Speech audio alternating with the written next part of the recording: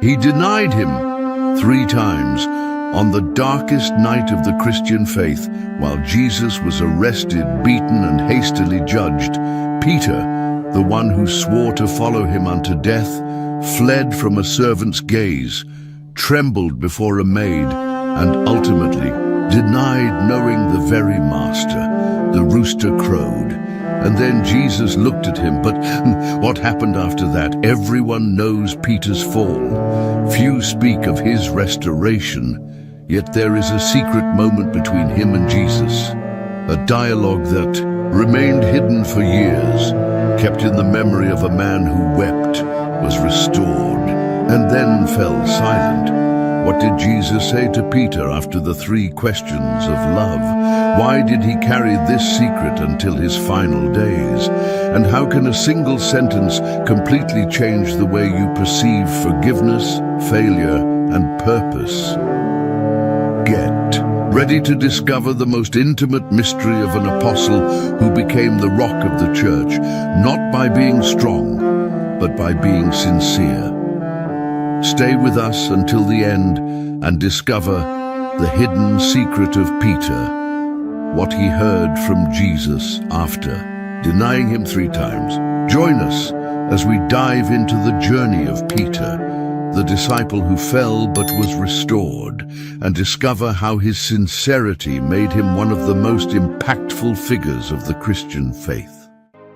The sun had not yet touched the waters of the Sea of Galilee when Simon got up. The smell of fish clung to his clothes before the day even began. He loved that sea, or at least he had learned to respect it.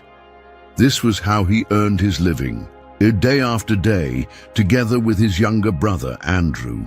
They had worked together since they were boys, heirs to their father's nets, to the wooden boat, to the calluses on their fingers, and to the hope that always came with each new catch. Simon was not an educated man. He did not know how to debate with the Pharisees, nor recite the Psalms by heart, as some elders did on the Sabbath. But he was a good man, just and straightforward in speech. And when it came to fishing, few knew better the currents of the sea, the unpredictable schools of fish, and the sound of the wind cutting across the rocky shores of Galilee. He was married to a woman named Miriam. Yes, the Bible does not mention her name, but she existed, and her presence was a firm anchor amid life's turbulent sea. They had 2 sons, Eliab, the older one, brave like his father, and Micaiah, still small, who showed more fondness for stories than for nets. Although the scriptures do not record them, the silence of the Gospels allows us to imagine the smiles, the sound of little feet running through the modest home in Capernaum, the smell of fresh bread that Miriam baked every morning. It was the time of Caesar Augustus, and Roman rule hung like a heavy shadow over the shoulders of Israel's people. There were high taxes, soldiers patrolling the roads, and many men were weary. Some rebelled, others resigned themselves. Simon merely tried to get by. His greatest aim was to keep his household standing, feed his children, honor his parents, and continue in the tradition of his people. But something in the air was changing. Rumors spread along the shores. A new rabbi, a different sort of man, was preaching with authority. They said he healed lepers, that he forgave sins, something only God could do. They said he spoke with both power and gentleness. Simon listened, in silence, washing his nets while others murmured. He had little time for spiritual revolutions. Fish were scarce, sleep was short, and the bills seemed to multiply like sand beneath his feet. And on one of those ordinary days, between a frustrating night on the sea and the chore of cleaning dirty nets, everything began to change. He was kneeling, washing the meshes by the shore, when he saw a crowd approaching. That by itself was not unusual. Curious people followed any new development. But there was something different about that group. Their faces were attentive, their eyes open, as though expecting more than mere words. That was when he saw him, a man of ordinary stature but with an uncommon presence. His gaze was steady but without arrogance. His eyes, there was something in them, authority and compassion intertwined, as if he saw more than just faces and names. The crowd pressed around him, and upon seeing Simon, he pointed to the boat. "May I use it?" Simon hesitated. It was not the best time. The nets were still wet, he was tired, and who was this man? But there was something in his voice, a tone rarely heard. Simon nodded. They got into the boat and moved a little way from the shore. The man sat down and began to teach. Simon listened, without appearing to listen. His eyes were on the sea, but his heart was beginning to stir. The man's words were different. He did not speak like the scribes. His was not a memorized speech. It was as though each sentence pierced straight into his chest. It was as though he were speaking directly to him. When he had finished teaching, the man turned to him. "Take the boat into deeper water and cast your nets." Simon sighed. The man's expression made it clear he was serious, but he was a carpenter, not a fisherman. "Master, we've worked all night, and we haven't caught anything," he said, weighed down by frustration. "But at your word, I will let down the nets." The net dropped, unrolling like hope in the wind. And then a tug, strong. Another. Then yet another. It was impossible. The net was tightening, stretching, creaking as though about to tear.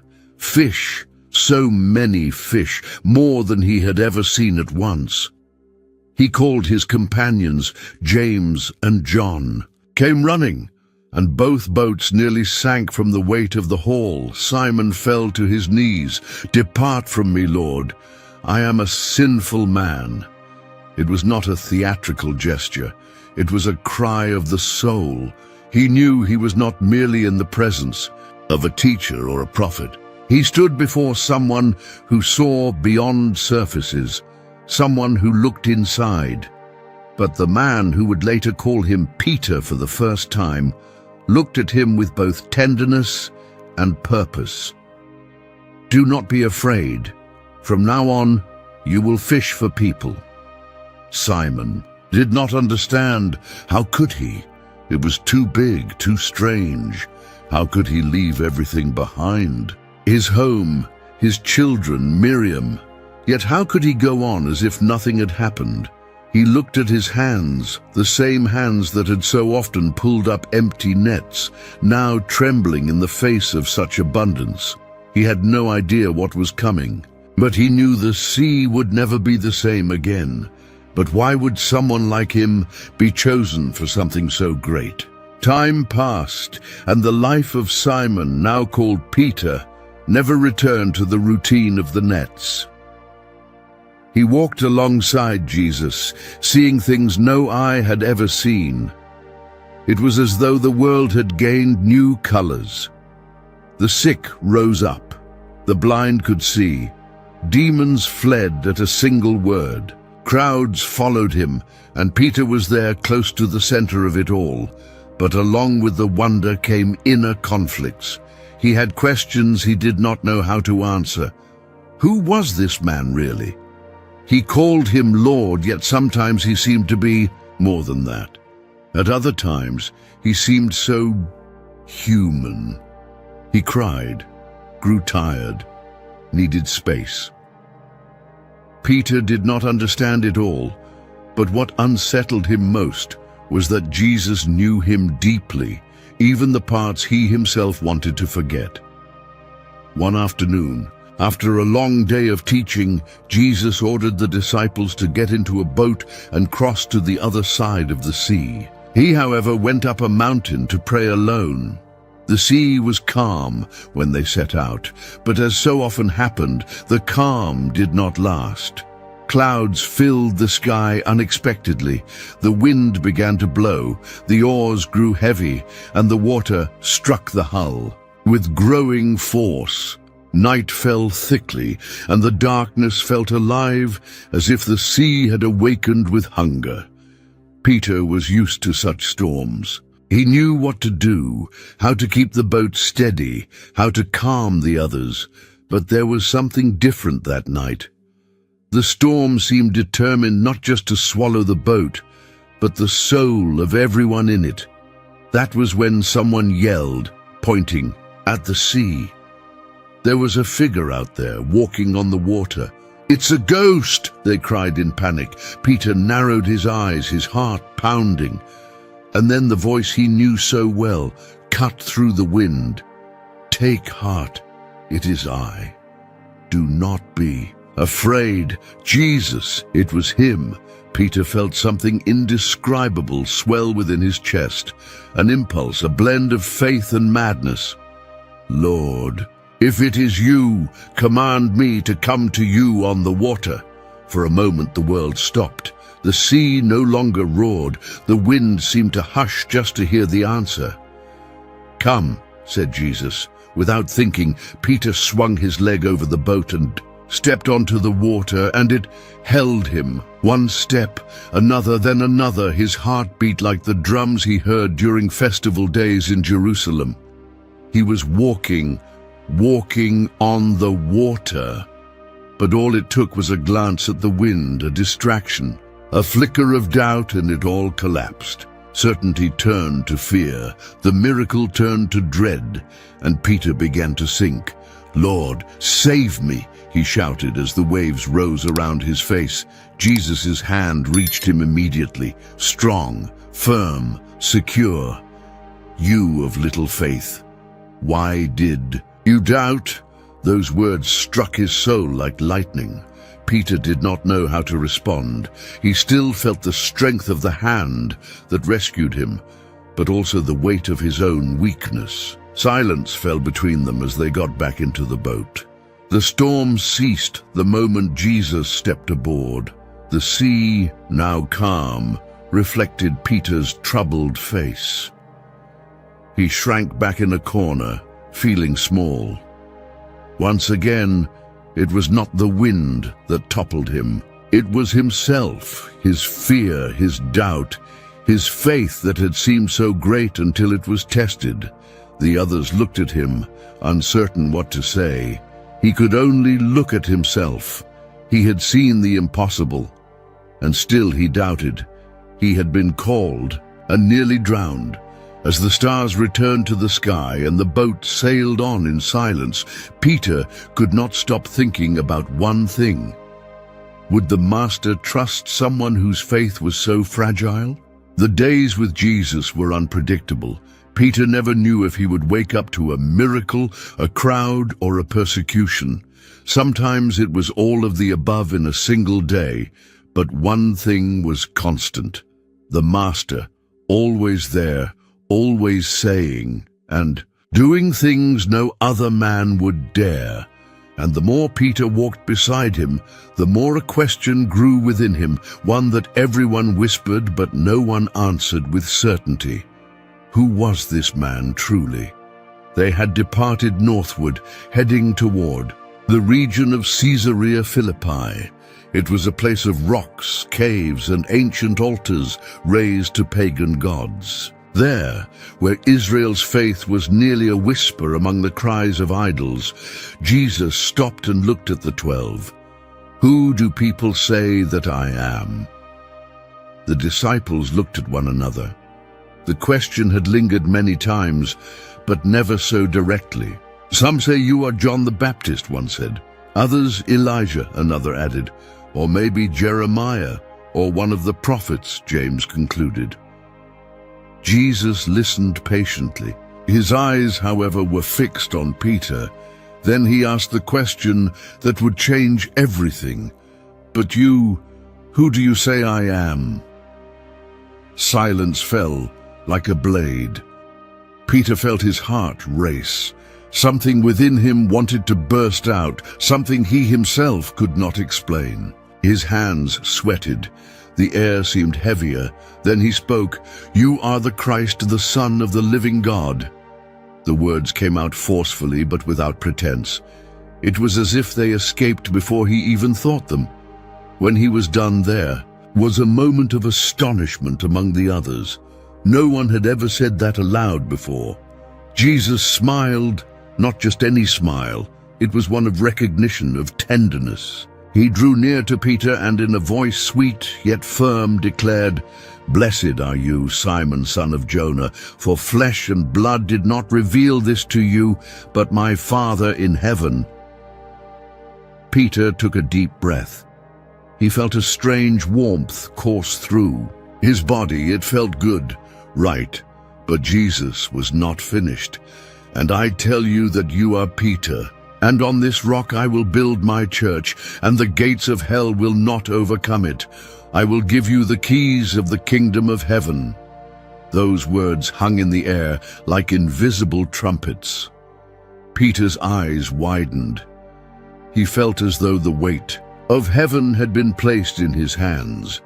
Keys to the kingdom of heaven. "I will build my church."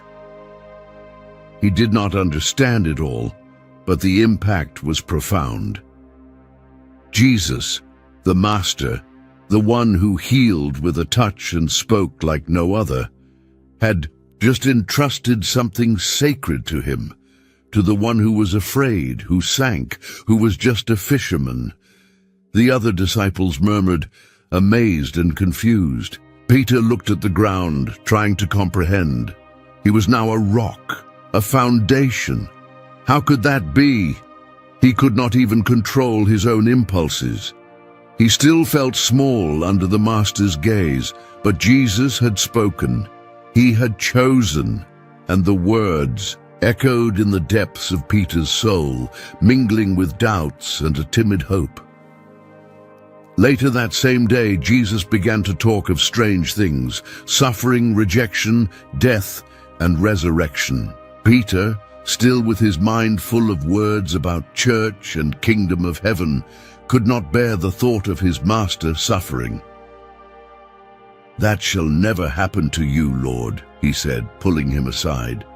But Jesus, with a steady gaze, replied with words that cut him deeply. "Get behind me, Satan.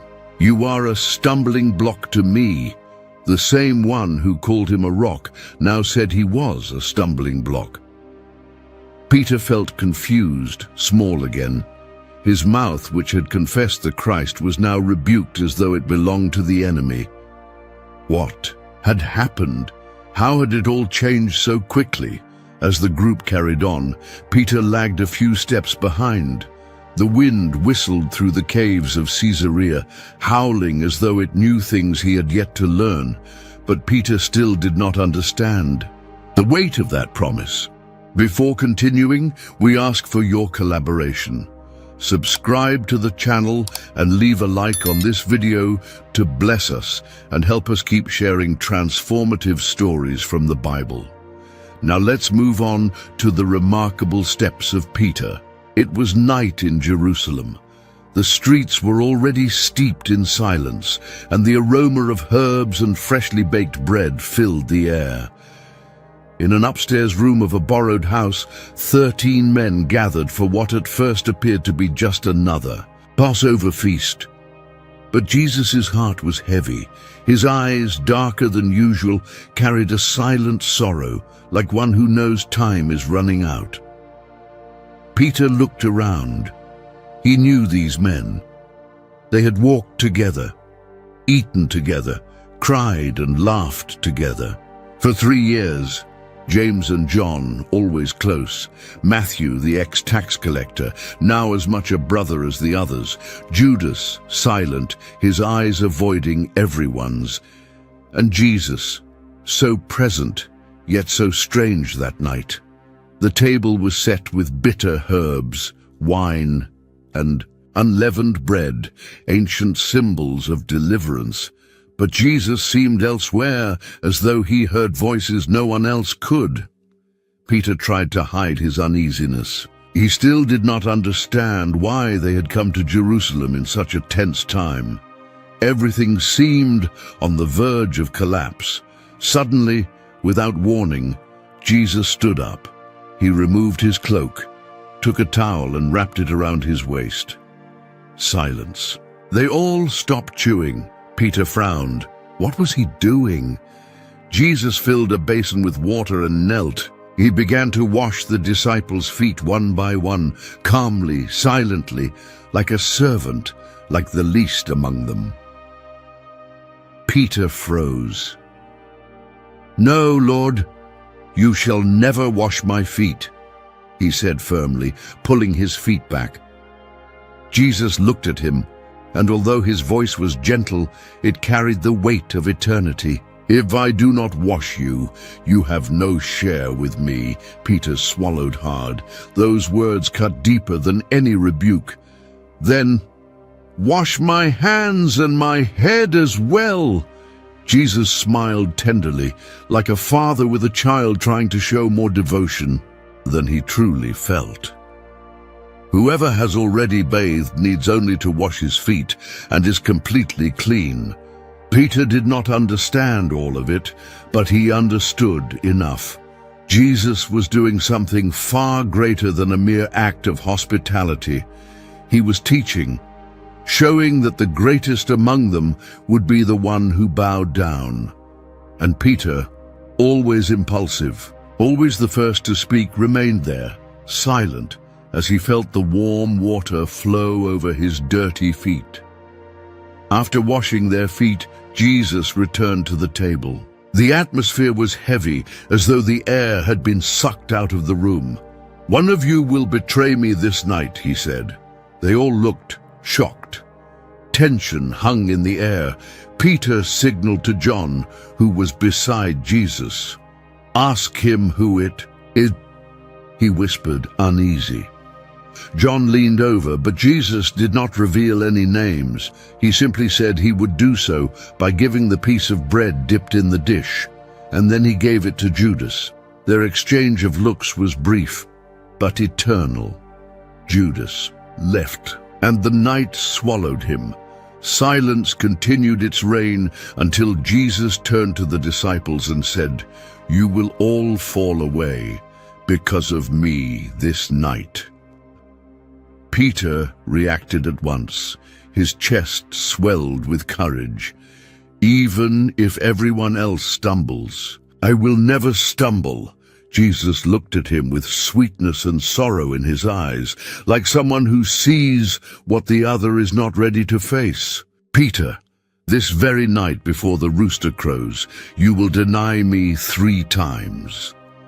Peter's world shook inside him. How could that be? Deny the Master, the one who walked on water, the one who rescued him from doubt, the one who called him a rock. "Even if I have to die with you, I will not deny you," he insisted, his voice trembling with certainty. But Jesus did not reply. He just held Peter's gaze. And in that gaze was something Peter would never forget. Silence settled over the table. Bread was broken, wine was passed. But the flavor of the night had changed. Yet Jesus looks into Peter's eyes and says, "Before the rooster crows." Night in Jerusalem felt darker than any other. The aroma of wine and herbs from the supper still lingered in Peter's memory, but everything was different now. The tone of Jesus' words, the exchanged glances, the charged atmosphere. Something was about to happen, and Peter felt it in his very bones. They had left the upper room and walked in silence to a place called Gethsemane, a garden hidden among ancient olive trees where the Master often prayed. But on that night, there was something different in his demeanor. Jesus did not smile. His eyes were distant. His breathing was heavy. "Sit here while I go over there to pray," he said to the disciples, but he took Peter, James, and John with him. his three closest companions, the three who had witnessed the transfiguration on the mountain, the three who knew a bit more than the others. "My soul is overwhelmed with sorrow to the point of death. Stay here and keep watch with me." Peter nodded, though he did not understand the depth of that sorrow. He had never seen Jesus like this, vulnerable, fragile, almost human. Jesus moved a little further away. Peter watched him kneel, shoulders slumped as if carrying the weight of the entire world. Then he heard his voice choked with pain. "My Father, if it is possible, let this cup pass from me. Yet not as I will, but as you will." Peter tried to stay awake. He fought against fatigue, but his eyes felt like lead. His body betrayed his spirit. His head drooped and sleep overtook him. When he woke, he jumped at the sight of Jesus standing before him. The Master's expression was sad and disappointed. "Could you not watch with me for 1 hour? Watch and pray, so that you will not fall into temptation. The spirit is indeed willing, but the flesh is weak." Peter tried to make excuses. He mumbled an apology, but Jesus was already walking away again. He knelt once more, and once more. Peter fell asleep. He was awakened by the same voice, now firmer. For a second time he had failed to watch. And for a third time as well, sleep seemed to mock his resolve. But then Jesus stood, his eyes resolute. "Rise, the hour is at hand. The Son of Man is being betrayed into the hands of sinners." Peter leaped to his feet, eyes wide. Beyond the olive trees, torches flickered in the darkness. Soldiers, armed men, and leading them, Judas. The betrayal was silent. A kiss on the cheek, a feigned greeting, and then chaos. Peter did not think. Rage filled his chest. Fear exploded into action. He drew his sword and with a swift move cut off the ear of one of the high priest's servants, Malchus by name. Scream tore through the night. Blood flowed. The soldiers panicked, but then, like a wall between two worlds, Jesus stretched out his hand. "Enough! Put your sword away!" he shouted firmly. Peter froze. "All who draw the sword will die by the sword. Or do you think I cannot call on my Father, and he will at once send more than 12 legions of angels?" Then, tenderly, he touched the wounded man's face and healed him. Peter let his sword fall to the ground. Metal clanged against the stones of the garden. His heart pounded. He did not understand. He fought for Jesus and was rebuked. He was protecting him and got corrected. Everything felt out of place. The soldiers advanced. They arrested Jesus. The disciples stepped back. They fled. Peter hesitated for a moment, then he ran too, ran like a frightened boy, ran as though the shadows of the garden would devour everything he thought he knew. But the weight of Jesus' gaze, that final look before he was taken away, would not leave his mind.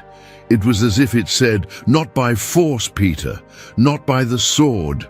Later, alone, breathless, hidden in the night, Peter leaned against a wall and let his body slide down. He was sweaty, confused, his soul in pieces. He could still feel the sword's hilt in his hand, still hear the servant's cry, still feel Jesus' eyes on him. He wanted to be strong. He wanted to fight. He wanted to protect.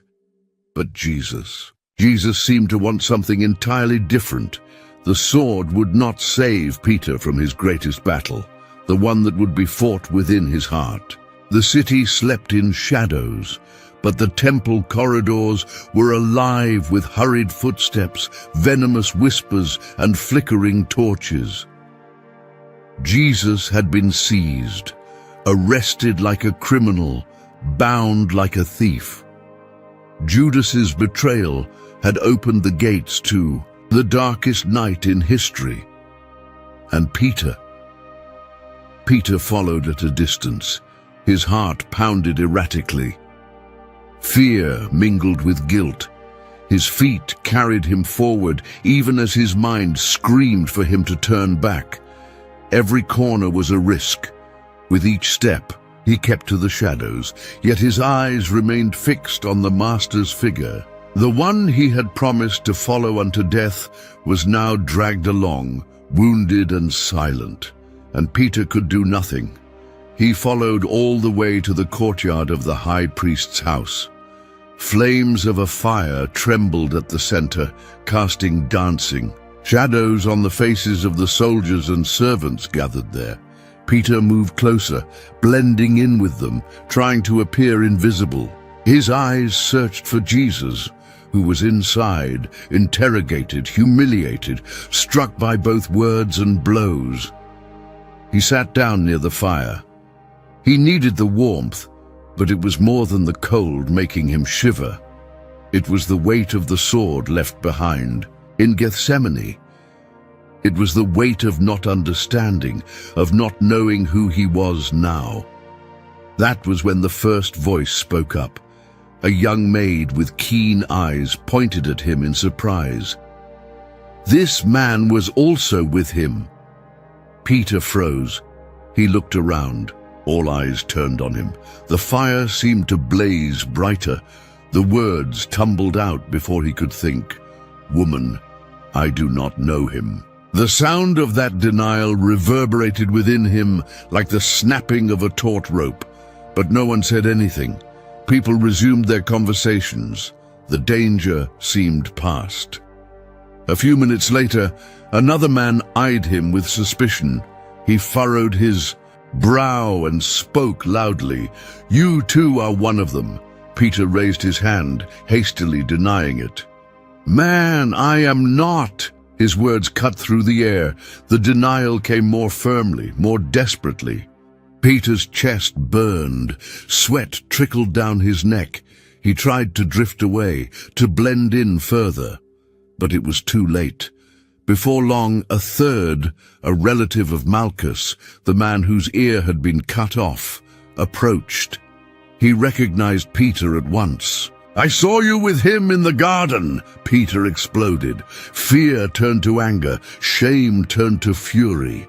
And in a trembling voice, perhaps shouting to convince himself even more than them, he exclaimed, "Man, I do not know what you're talking about."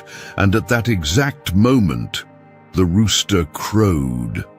The sound sliced through the night like a sharpened blade. It was not merely a crow, it was the echo of a prophecy, the reminder of a broken promise, the moment Peter's world fell apart. He looked into the house, and there, among soldiers in the midst of the trial, Jesus turned his face and looked at him. It was just a glance, no words, no accusation. But that look pierced Peter's soul. It held no anger, no scorn. It held pain and love. A love so profound, so true, that every defense Peter had raised crumbled like dust in the wind. He rose suddenly, tripping over his own feet, and ran from the courtyard. No one tried to stop him. Now the night belonged to him alone, and the memory of the rooster, of that look, would follow him forever. Peter ran through the empty streets of Jerusalem, his bare feet slapping the stone ground. He ran like a man fleeing from himself, and when he could run no more, he collapsed. He wept. He wept as he never had in all his life. His chest ached and he was overcome with sobs. He felt dirty, unworthy, lost. He had failed. Not in some minor way, but in the very thing he had sworn he would never do. He had betrayed the Master, not for money, not with a kiss, but out of fear, with words, with silence.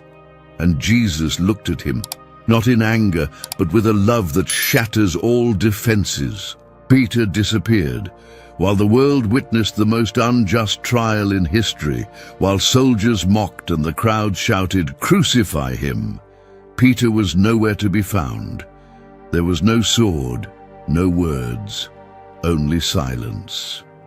After that early morning, when the rooster crowed and Jesus' eyes met him at his weakest, Peter vanished. The city of Jerusalem swarmed with rumors, but he hid in alleyways by walls in the shadows. His soul weighed more than his body could bear. And it was not the fear of the Romans that kept him away, it was fear of himself. He wandered aimlessly through the narrow streets like a man who no longer knew where his body ended and his guilt began. The air felt heavier, his steps were slower, the world darker, and every corner, every stone, every stranger's face seemed to whisper the same verdict. You denied him. On the cross, the Master bled. There on Golgotha, he carried the sin of the world. Mary wept at the foot of the cross.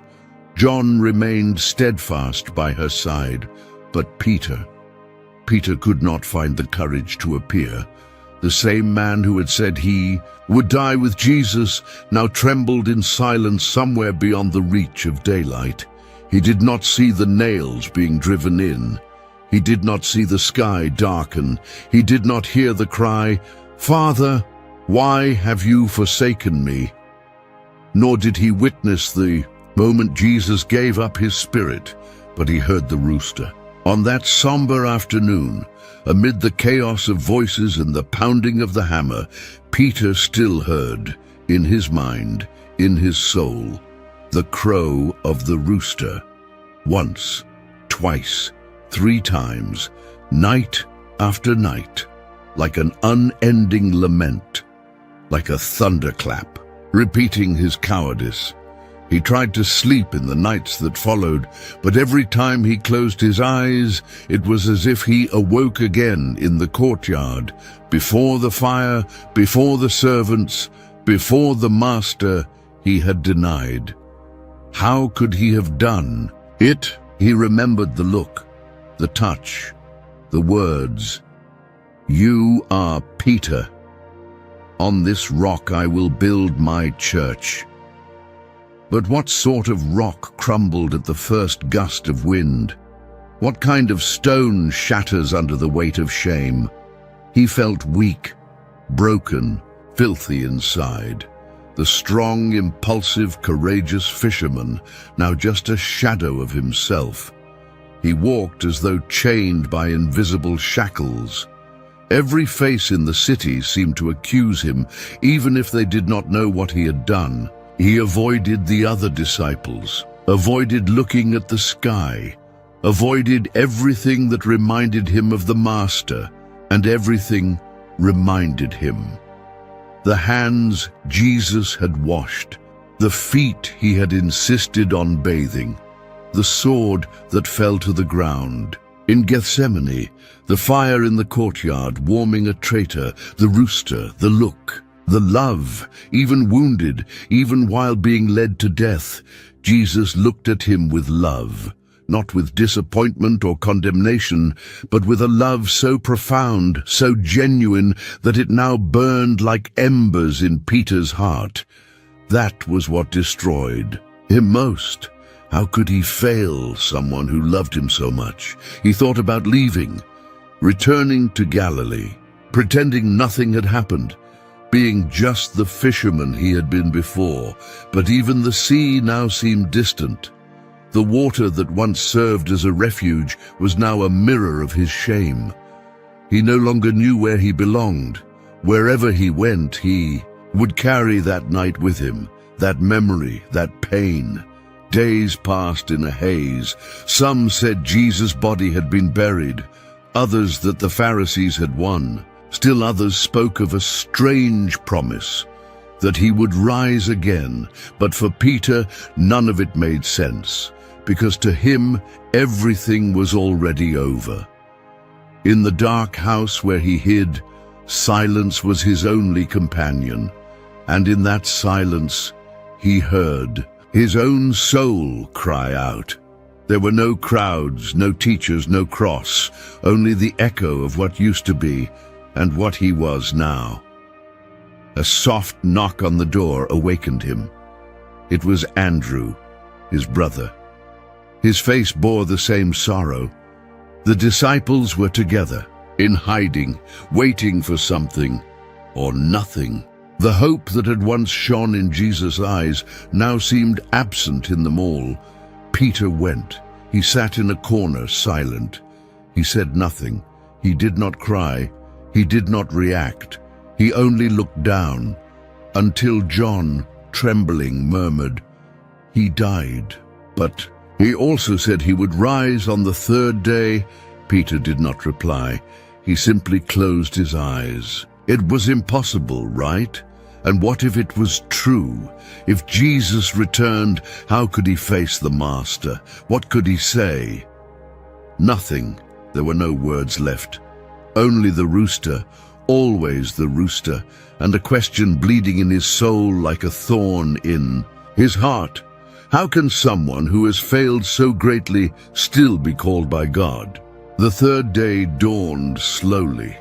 The faint light breaking over the horizon seemed hesitant, as though even the sky acknowledged the mourning that shrouded Jerusalem.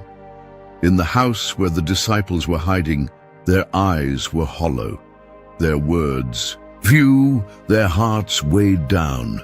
Peter, seated in a corner, had not slept. For days he did not know what rest was.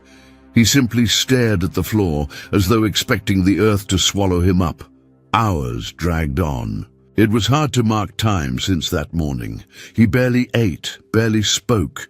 He only breathed, living as if surviving himself. That was when the doors flew open.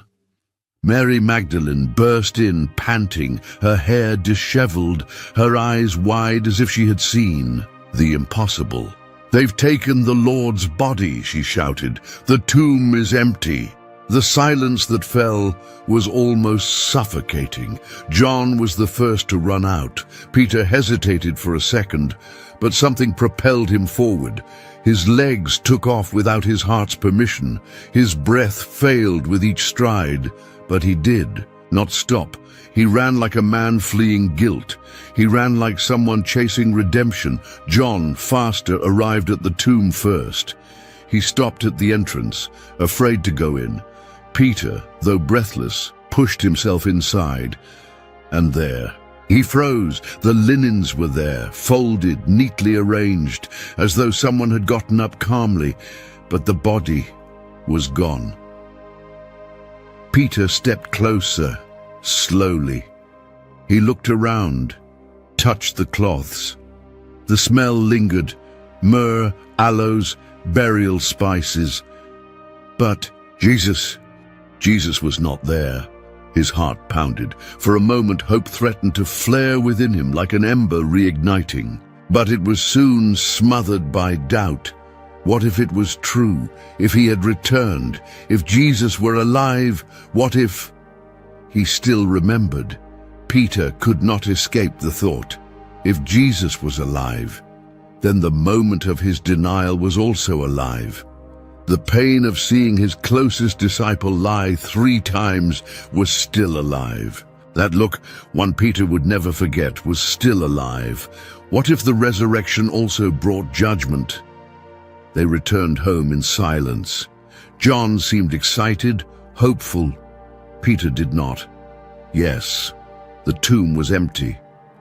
But that only made the weight in his chest heavier, because now more than ever he did not know what to do, what to say, how to act. In the days that followed, news spread. Some women claimed to have seen angels. Others said they had spoken with Jesus himself. Thomas doubted. John smiled quietly. But Peter remained silent. Deep down, he was uncertain whether he wanted to see Jesus or not. What if he asks why I fled? He wondered. What if he wants to know why I denied him? How could he look into the eyes of the one who washed his feet and then watched him run away? How could he explain the inexplicable?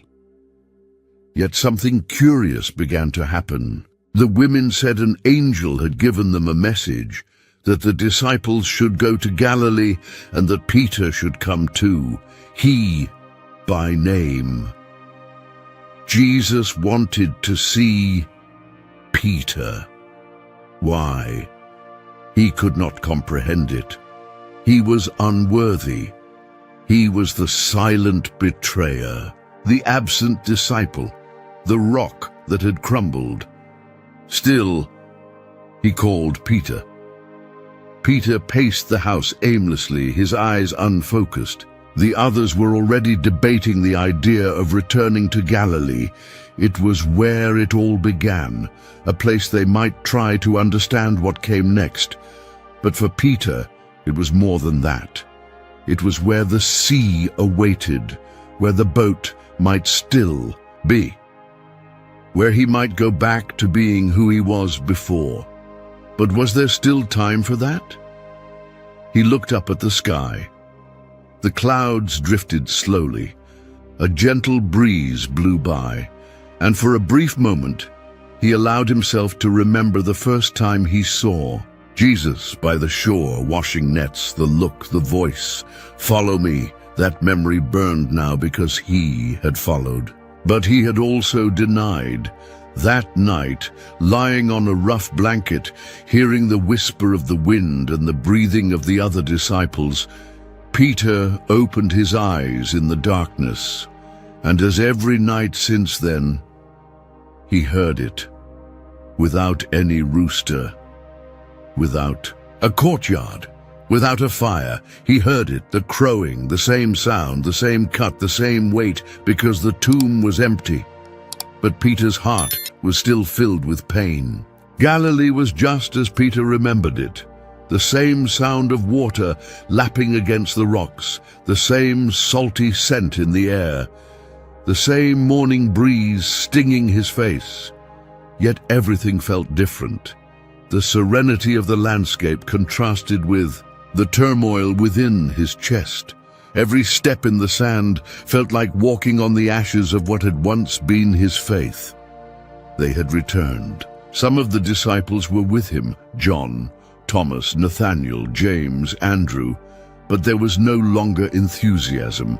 It was a silent homecoming, an attempt to return to the beginning, as if they could erase all that had happened, as if the sea could wash away the past. "I'm going fishing," Peter said curtly. It was still dark.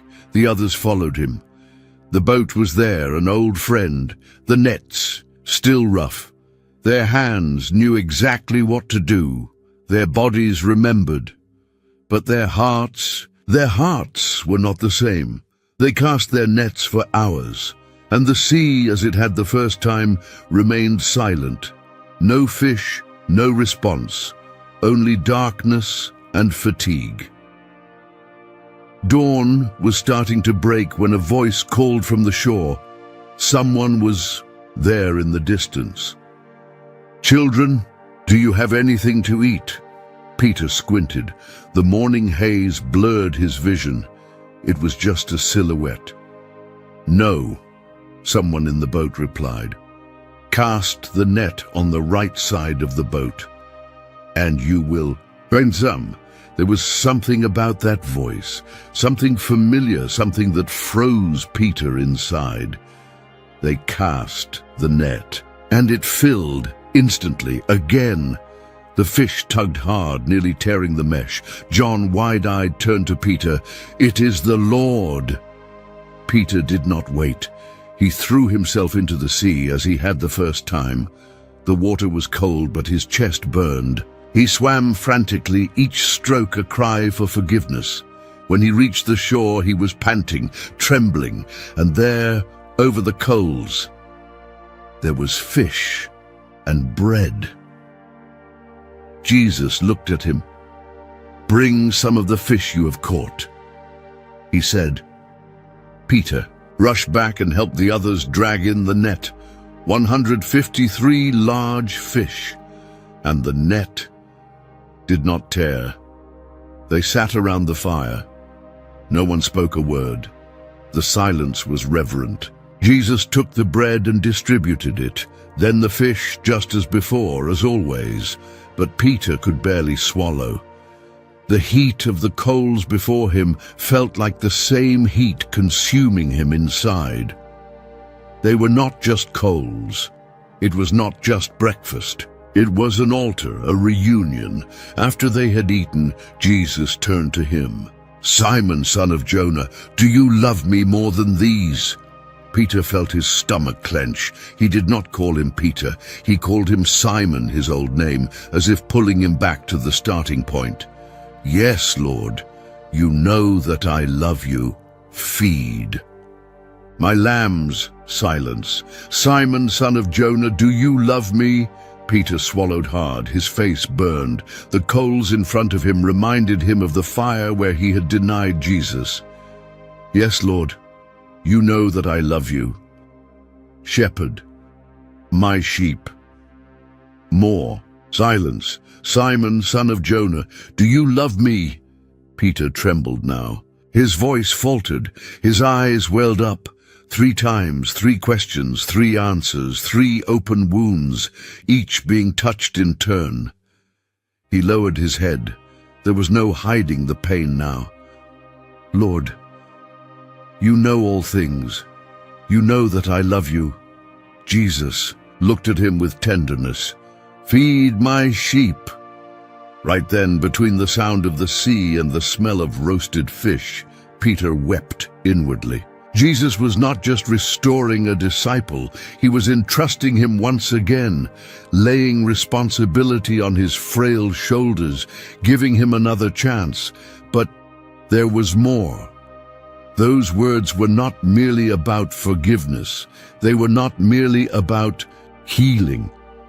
There was a tone, an echo hidden between the lines, as if the Master was preparing him for something yet greater, something Peter could not yet grasp. Jesus did not mention the denial. He did not mention the rooster. He did not mention the flight, but he spoke of love, and that hurt more, because true love confronts more than any rebuke. True love forgives and sends out. Peter looked at the sea, the same sea that was no longer a refuge, but now a witness. The Master at his side, his heart still wounded, his hands trembling, and a mission starting all over again. But what did those words really mean? There was something more between the lines. Jerusalem buzzed with activity. It was the Feast of Pentecost, one of the greatest Jewish celebrations. The streets were filled with mingling voices, all kinds of faces, merchants carrying baskets of dates, pitchers of wine, and spring-harvested wheat. But amid that noisy throng, a small group waited in silence. Jesus' disciples were waiting. Peter was among them, seated in a corner of the upper room, hands clasped, gaze far away.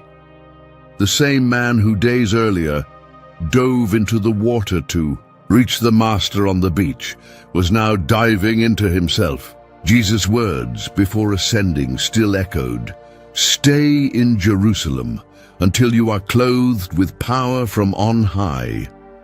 They waited. That was all they knew to do at that moment. A mix of expectancy and fear stirred in Peter's heart. The Spirit was coming, Jesus had promised. But how? When and why? Him. Why still trust the one who had failed? Peter's heart was torn between hope and the memory of his guilt. In the hours that dragged on in that upper room, doubt crept closer. The questions came like the wind. Am I still worthy? Did he choose me by mistake? But between those questions, something new began to sprout, a different kind of trust, no longer based on his own strength, but on the promise. And then it happened. It came without warning. First, a sound. It was not thunder, not the voice of men. It was like a wind, but it did not shake the windows or bend the trees. It was as though it blew inside of them. Then, fire. Not fire that consumes, but light that warms, that cleanses, that seeps through their pores and touches their souls. Tongues as of fire rested upon each one of them. Peter felt it. It was not mere emotion. It was presence.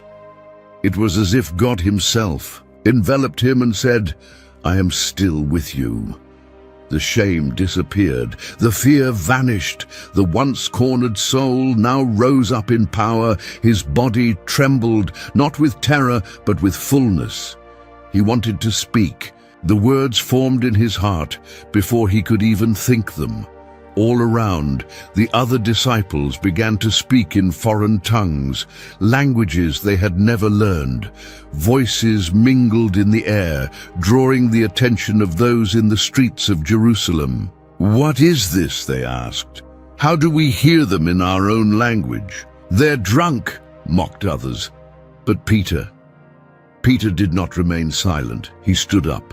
He looked at the crowd. He, who had denied Jesus before a servant girl, now stood before thousands. He climbed to a higher spot, took a deep breath. "Men of Judea and all who dwell in Jerusalem, let this be known to you and listen to my words." The crowd quieted. Their eyes turned to him, and Peter preached. He spoke with clarity, with resolve, with passion, but above all, with authority. Not the authority of impulse, but of the Spirit. He spoke of the prophet Joel and how the last days would come with an outpouring of power. He spoke of David and the Scriptures. He spoke of the Messiah, the Christ, the one who had been crucified, but was raised. "God has made this Jesus, whom you crucified, both Lord and Christ." There was silence, a collective gasp. Then a cry, "What shall we do, brothers?"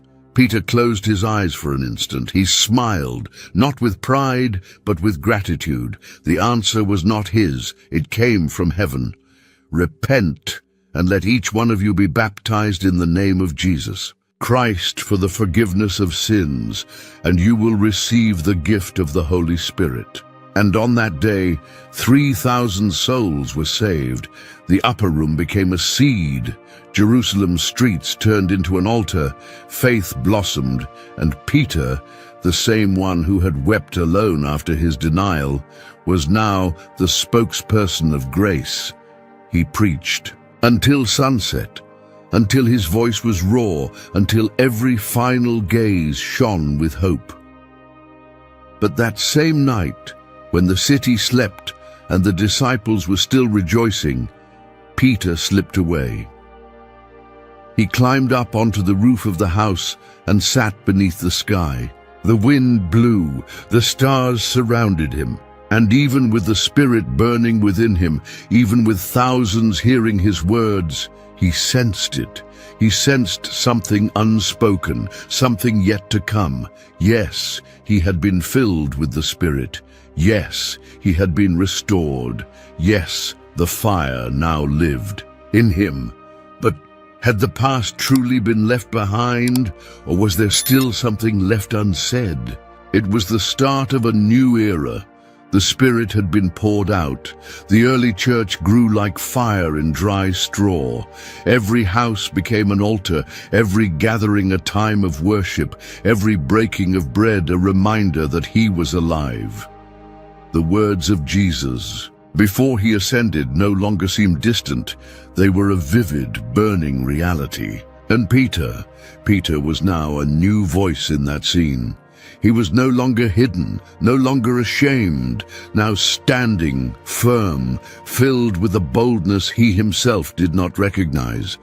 Yet, despite this, despite the crowd growing with each sermon, something within him still murmured, a discreet echo, like a timid shadow in the corner of his soul, a scar that even the power of the Spirit had not yet erased.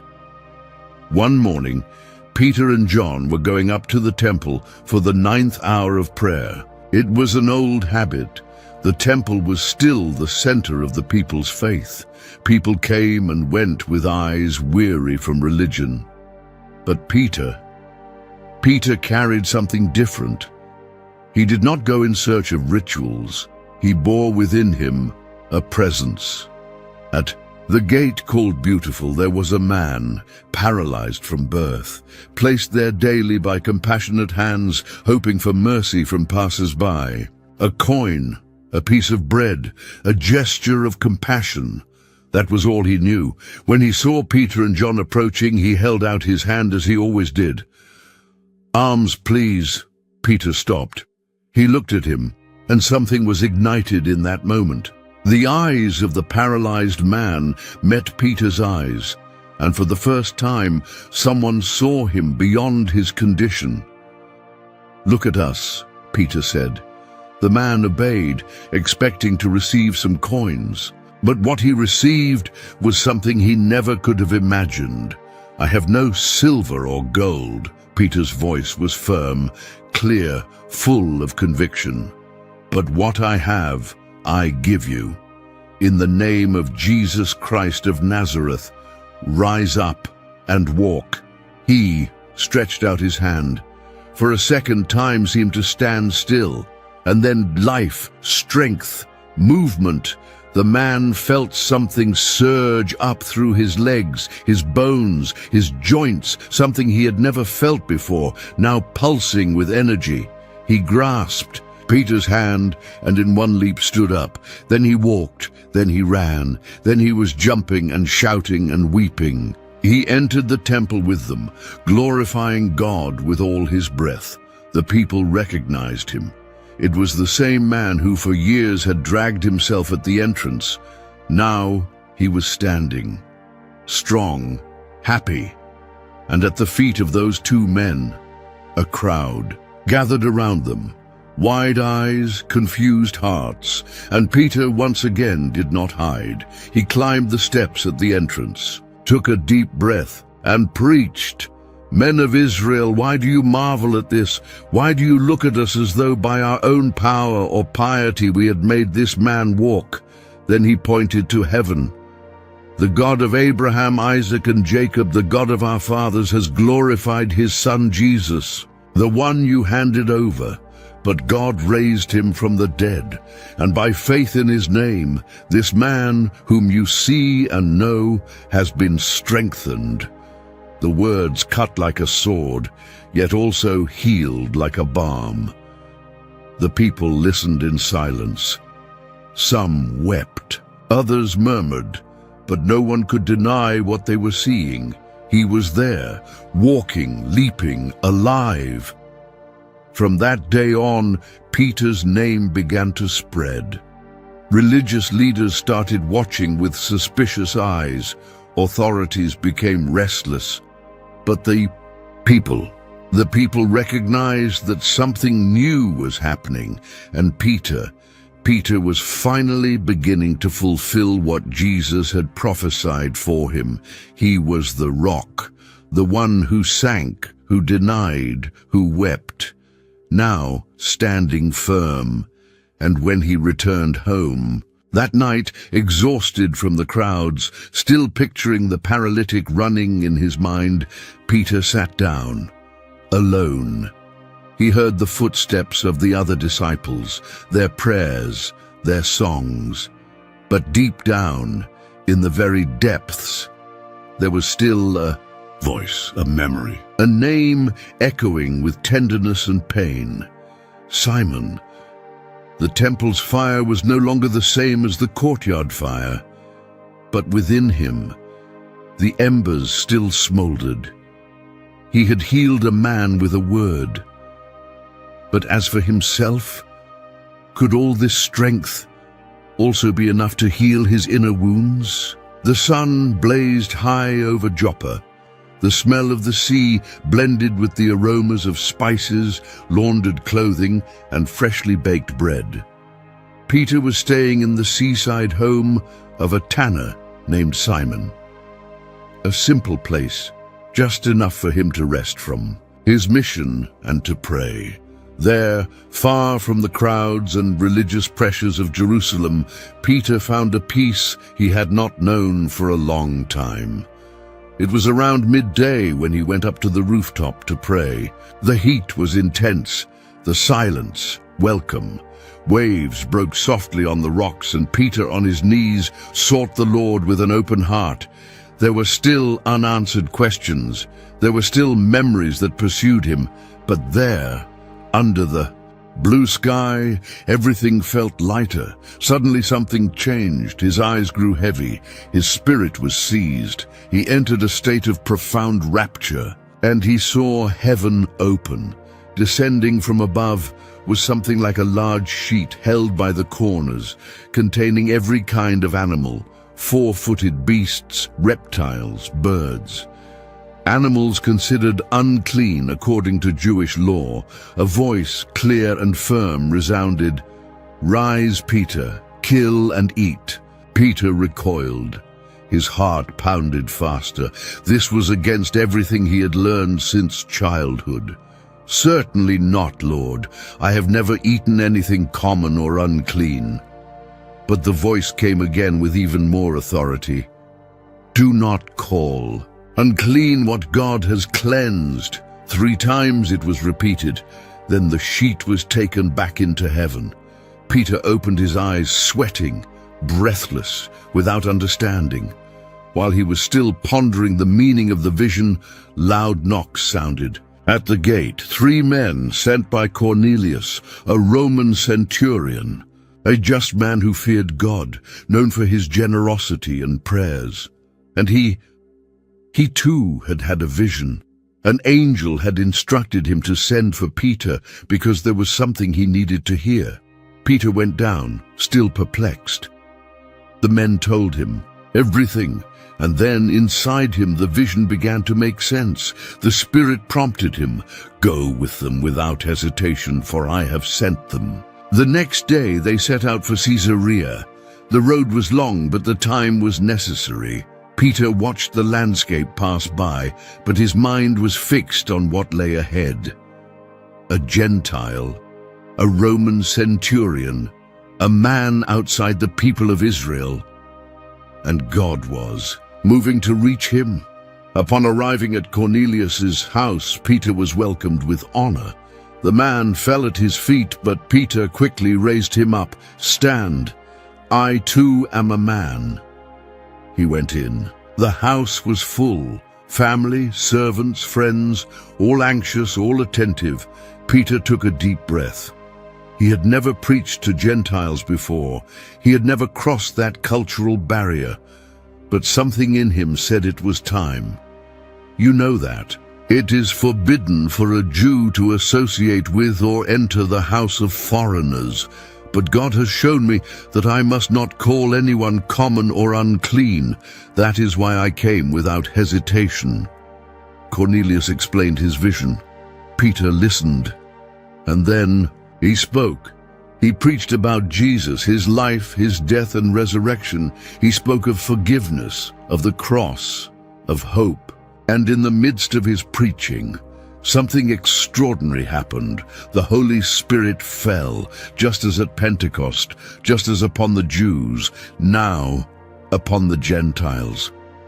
They began speaking in other tongues, praising God, weeping, taken by the same presence. Peter knew so well. With eyes brimming, Peter turned to those with him and said, "Can anyone withhold water for baptizing these people who have received the Holy Spirit just as we have?" And he baptized them, one by one. That day, heaven broke down another wall, and Peter understood. God's love went beyond religious boundaries, beyond customs, beyond origins.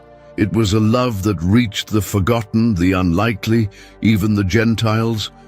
But when he returned to Jerusalem, he was confronted. "You went into the house of uncircumcised men and ate with them?" Peter recounted. "Everything. The vision, the angel, the presence, the baptism.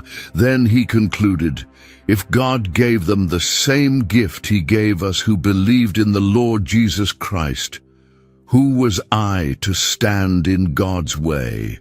There was silence, and then praise.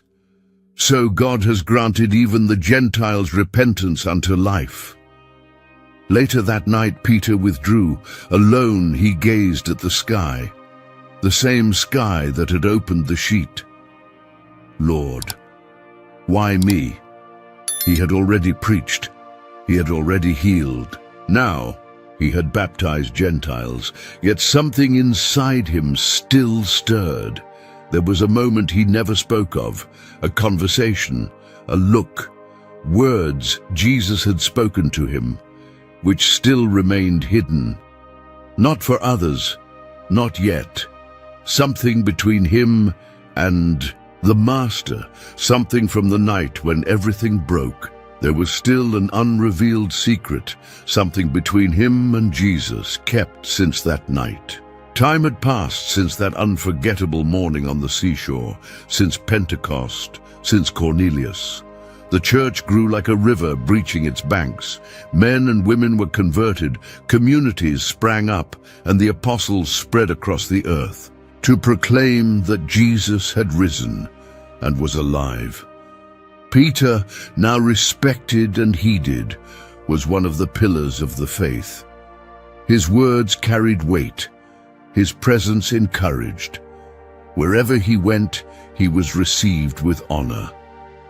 The man who once denied now was seen as a father by many in the faith, but his heart was still of flesh, and his steps, however firm, could still stumble. It was in Antioch that something happened, a distant, diverse place. There, Jews and Gentiles lived together like brothers. The message of the cross had torn down walls. Men of different languages and cultures shared the same bread. Peter felt welcomed. He ate with everyone. He laughed with the Gentiles. He treated them as brothers. But then some men came from Jerusalem, sent by James, strict Jews, zealous for the law. Peter changed. Slowly, he withdrew from the Gentiles, avoided eating with them, spent more time with the Jews, and without realizing it or saying a word, he was rebuilding a wall Jesus had torn down with his own blood. The Gentiles noticed. The Jews took heart. Even Barnabas, the kind one, began to pull away. And Paul saw it all. He was new in the faith, but solid as a rock. He knew the heart of the Pharisees, because he had been one of them. And when he saw Peter retreat out of fear of men, his zeal for the gospel burned within him. He did not wait. He did not speak behind anyone's back. He stood up in front of everyone and confronted Peter publicly. If you, though a Jew, live like a Gentile and not like a Jew, why are you compelling the Gentiles to live like Jews? Silence fell on all. The Gentiles stopped chewing. The Jews looked at the ground. And Peter listened. He did not argue. He did not defend himself. He listened. Paul's words were harsh but true. They were like a mirror. Peter saw himself. The fear, the insecurity, the old habit of backing down when pressure rose. But now, he was no longer the same. No longer the impulsive fisherman, nor the denier in the courtyard, nor the man who fled. Now he was Peter, and Peter stayed silent. He accepted the rebuke, not out of cowardice, but out of humility, because he knew the truth of the gospel was higher than his reputation. Paul would later write about that moment in his letter to the Galatians, not with hatred, but with zeal, with love for truth. And Peter bore no grudge. He understood. He was grateful. That night, back in his lodging, Peter sat with downcast eyes. He knew he had erred, and even though forgiven, strengthened, filled with the Spirit, he still stumbled. He was still human. The disciples respected him even more, because acknowledging a mistake before everyone is not weakness, it is strength. But something moved in Peter's heart. After they all slept, he withdrew, walked alone through the dark streets of Antioch. The city was quiet, but his soul was not. He sat on a stone and lifted his eyes to the starry sky. Paul's voice still echoed, but louder than Paul's. There was another voice, older, sweeter, more penetrating. "Peter, do you love me?" That question still followed him. Even after the fire, even after the Spirit, even after thousands were saved, he closed his eyes. He did not weep, but he felt, because despite the restoration, despite the new beginning, there was a subtle weight, a memory that neither time nor miracles nor healings had erased. Something between him and the Master, something from that night by the fire, still not fully revealed. He was no longer the same. But why was there still a weight on his heart? Age arrived like the chill breeze of morning, slowly yet surely. Peter's hair bore strands of silver, and his steps were slower than in the days of long journeys. He was no longer the fisherman who had abandoned his nets on the shores of Galilee, nor the impetuous man who drew his sword in Gethsemane. Time had taught him a different kind of strength, the strength of faith that endures life's pains. Now, in his maturity, Peter no longer ran through Jerusalem's streets. He no longer climbed improvised pulpits or saw throngs gathering to hear him with shining eyes. The setting had changed. Persecution had intensified.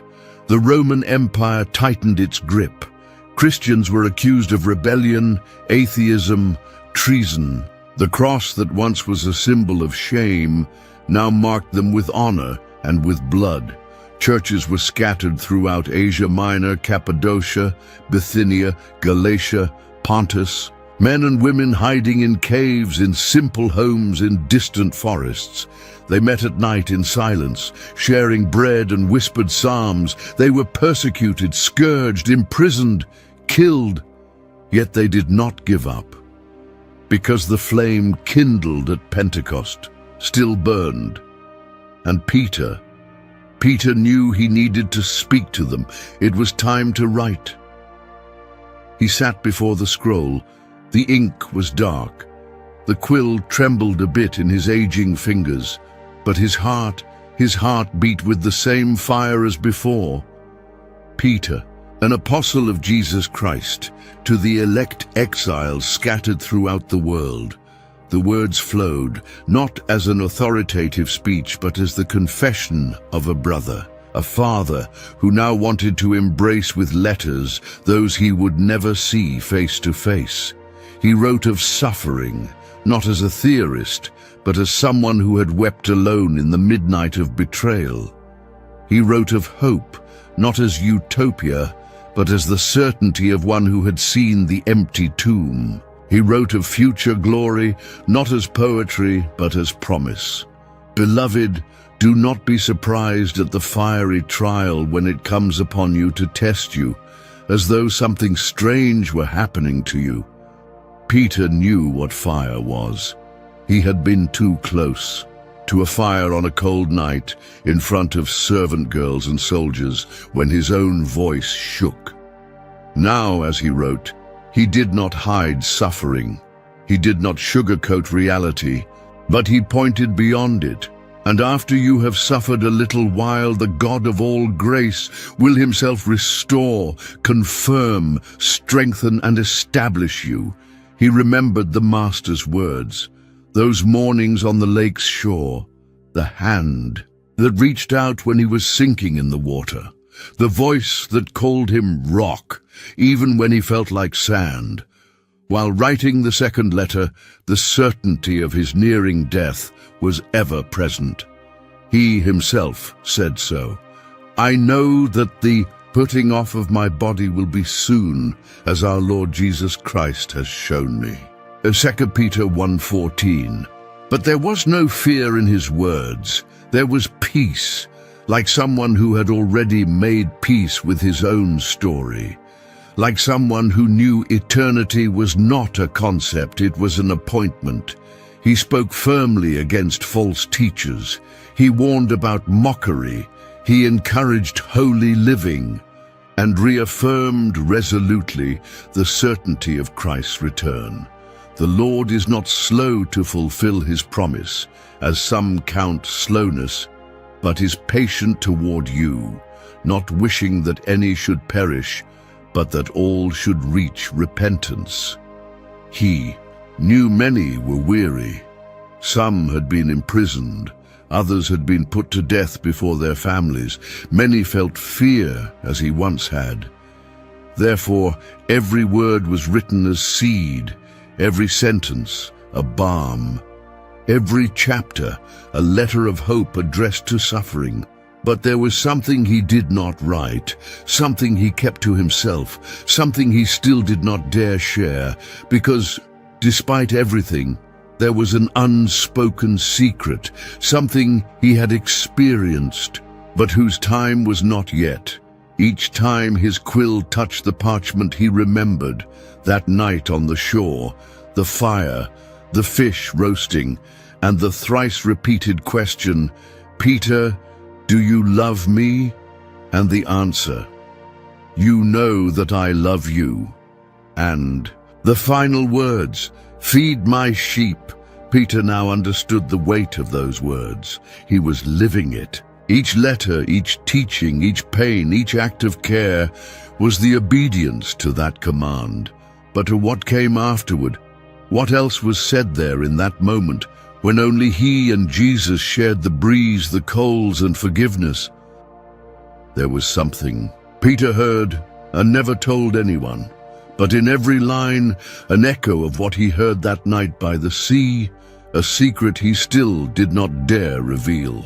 The end had come. Peter knew it, not because of new pains in his weary body, nor because of the cold shackles on his wrists.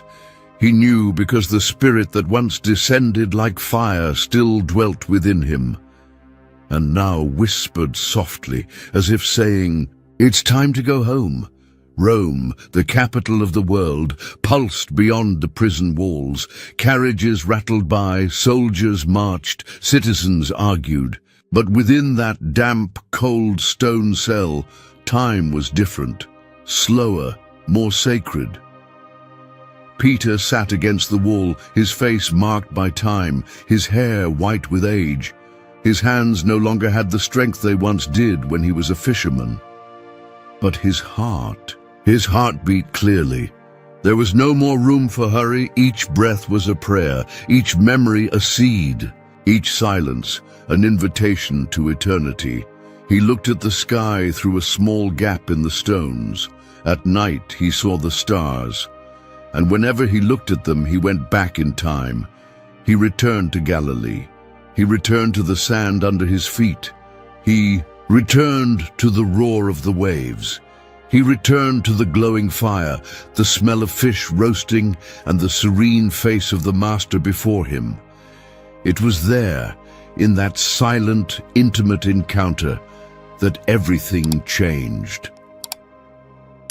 After the resurrection, Jesus did not seek Peter to accuse him. He did not charge him. He did not point a finger. He simply prepared some fish and asked, "Simon, son of Jonah, do you love me?"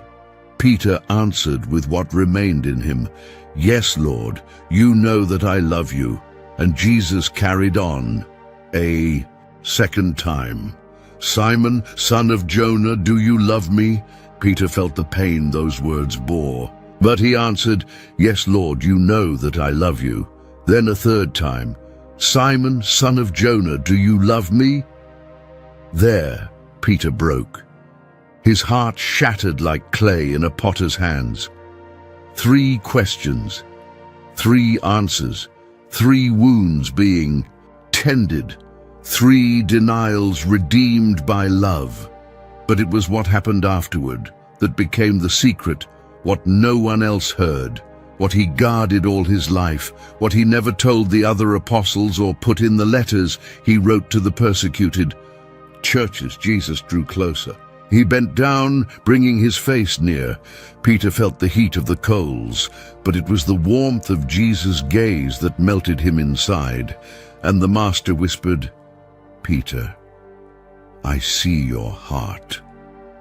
That short phrase struck his spirit like a ray of light. Peter had not been chosen for his wisdom, nor for his strength, nor for his steadfastness. He had been chosen because he loved, because he was genuine, because even when he erred trying to do right. Jesus continued, "People look at the outward appearance, but I see what's inside. As my father said to Samuel, man looks at the outward appearance, but the Lord looks at the heart." 1 Samuel 16:7. Peter remembered that he wept not out of shame, but out of relief. He who had felt so unworthy now knew Jesus knew him, not by his words, but by his essence. "You are a rock, Peter," Jesus said, smiling, "but not because you are strong, rather because you are sincere." From that day on, Peter lived under a new weight, not one of condemnation, but of responsibility. He knew his mission was not to prove anything to the world. It was to be faithful to the one who looked at him and saw truth. For years, he kept that moment as a treasure. It was a secret between him and the Savior, a secret that sustained him at Pentecost, that gave him the voice to heal the cripple at the temple gate, that kept him standing when Paul corrected him, that gave him peace when he wrote to the persecuted churches. Now, in a Roman cell, Peter felt it was time to tell. And there, among cold stones and heavy silence, he murmured toward the sky, "I was fully loved. The Lord saw my heart." The guards would soon come. The cross awaited him, and Peter had decided it would not be like his masters. He asked to be crucified upside down, for he did not feel worthy to die in the same manner as the one who loved him despite it all. He closed his eyes. The wind passed through the cell's gap. It was like the Spirit's breath, the same that had touched him so many years before. And there, in his final moments, Peter no longer thought of his failures, or his falls, or his speeches. He thought only of the voice, that gentle, firm, grace-filled voice. "Peter, I see your heart." And then he understood. He had not been chosen for his strength, nor for his skill, nor for his courage. And at that moment, Peter knew he had not been chosen for being strong, but for being sincere. Rome's sky that morning was overcast. Dense clouds heralded a rain that never came, as though even the weather hesitated to weep. But in the hearts of Jesus' followers, there was no hesitation. Tears flowed freely. Peter was gone. Word spread. Through alleyways and hidden homes like a sorrowful whisper, brothers in the faith, many still persecuted, others in flight, heard the account of his death with heavy hearts. He, the rock, he, the shepherd, he, the one who had denied, but also the one who had raised his voice and set the world ablaze. He was crucified upside down by his own choice. "I am not worthy to die as my Lord," he is said to have told the soldiers. A final gesture of humility, a final act of surrender. But death, for him, was no longer defeat. It was encounter, a promise fulfilled, a well-deserved rest. In the usual house where Christians met in secret, no one quite knew how to respond. Some prayed, others sang psalms through tears. Many simply sat in silence, remembering the man so many had known, who had taught them so much. Peter had not been perfect, and perhaps that was why he was so loved. He was flawed, he was intense, he was human, but he was whole. Young believers in the church, many recently converted, read his letters aloud, and each word seemed more alive than ever. But in your hearts honor Christ the Lord as holy, always being prepared to make a defense to anyone who asks you for a reason for the hope that is in you. 1 Peter 3:15. Others recalled the second letter, "Since I know that the putting off of my body will be soon, I will make every effort, so that after my departure you may be able at any time to recall these things," said Peter 1:14-15. And they remembered, because Peter did not just preach, he lived. He did not just teach. He fell, got up, loved, and followed to the end. In Galilee, families who had never seen him in person were already baptizing their sons with the name Peter. In Judea, elders told stories of when they heard him preach with fiery eyes. And in Rome, even where he was killed, his voice still echoed in every catacomb, in every whispered prayer in the dark. Yet there was more. Something the brothers now understood clearly. Peter had carried a secret to the end, something he finally disclosed in his final days. It was not a doctrine. It was not some mysterious revelation. It was a truth, simple and profound. On that morning by the sea, after denying Jesus 3 times and being restored, Peter had heard a phrase that would shape the rest of his life. "Peter, I see your heart." Those words, which he guarded like a jewel, now passed from mouth to mouth, like a live coal igniting other hearts, because the world has always prized the strong, the wise, the eloquent. But Jesus looked beyond that. He saw the heart, and there, in that point invisible to man, he built his church. The persecuted Christians finally grasped it. It was not temples that sustained their faith, nor strategies, nor speeches, but sincere hearts, hearts that fall and rise again, that err and yet love, that deny but repent. And in that small group, huddled in grief and hope, someone said, "He was the rock."